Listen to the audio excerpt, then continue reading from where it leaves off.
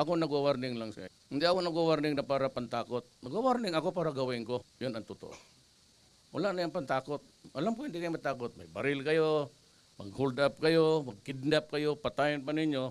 At sinabi pa ngayon sa akin, sabi ng hepe ninyo, may lumutang na naman na patay. Gusto talaga ninyo subukan? O pues, ibigay ko sa inyo. At para naman sa kalaman ng taong bayan, gawan talagang gawin ko. Ganon talaga ang gawin ko. Yan ang usapan. Wala tayong sisiyan. Kagaya rin sa mga droga, sinabi ko na sa inyo. Ano pa naman yung putang ina hindi pa ninyo maintindihan? Tapos, pag namatay kayo, maraming reklamo. Kasi ano, kay due process, kaya wala. Samantala kayo naman ang lumalaban. At lumalaban talaga kayo, pati kapwa ninyo pulis, pinapatay ninyo dahil ayaw ninyong mahuli. Kaya rin yung mga mayor, pinapatay sarili nilang pulis, yung pa ang matapang ngayong mga, kunwari yung mga pamilya, due process, kainin mo yung due process, wala kayong silbi para sa akin, salot kayo sa lipunan. Winawarningan ko kayo, kayong mga pamilya nakikinig ngayon, nandito itong mga putang inang, mga asawa ninyo, kapatid, anak, huwag tayong magsisiyan. Pag nangamatay itong mga putang ina to, huwag kayong pumunta sa amin at magsisigaw kayo ng human rights, due process. Winawarningan ko na kayo. Ayaw ninyong maniwala may kasalanan itong mga putang ina to, di kausapin ninyo kung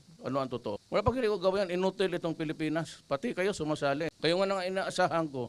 Paano tayo manalo dito sa kalaban natin mga NPA? Kung kayo mismo, putang ina, ginagawa ninyo yung ginagawa nila. Ito basta wala. Kaya ako pinatawag dito, Barney. Ayan, yung balite na yan ang magiging walang sisihana. Kayong mga pamilya, tingnan ninyo yung mabuti yung. Baka pag nito, isa nito babagsak. Ayan, kita na ninyo yung mga muka nitong mahal ninyo sa buhay. Gusto niyo kalabanin ang gobyerno? O pues, hindi tayo makatakot sa gobyerno. O di ako. Pag bumagsak ito, trabaho ko. Period. Kayong nasa loob, okay paarte-arte kayo piyansa-piyansa. Kagaya ang ginagawa ninyo, madali mamapatay ng tao. Sundan mo lang sa likod. Bas kung yan ang gusto ninyo, ibibigay ko talaga sa inyo. Nagbitaw ako ng silita nung isang araw nung nabasa ko, nalaman ko nga na may pinatay ninyo yung, ano kayong isip ninyo kung kidnapin yung asawa mo tapos putulan ng ulo? Itapot dyan sa, para magdusa ka lang rin. Mabigyan ka ng leksyon na pinakamasakit para dudugo ang luha mo dyan sa kulungan na yan. Yung gano'n yung Apache, pati yung Rido. Pag pinatay mo yung kadugo niya, babalikan ka talaga. Ayun ang sa Mindanao eh. Baka gusto ninyo dito rin. Sa amin tawag niyan Rido. Magtindig kayo dyan. Magkukumperensya pa kami. Huwag kayong umalis dyan.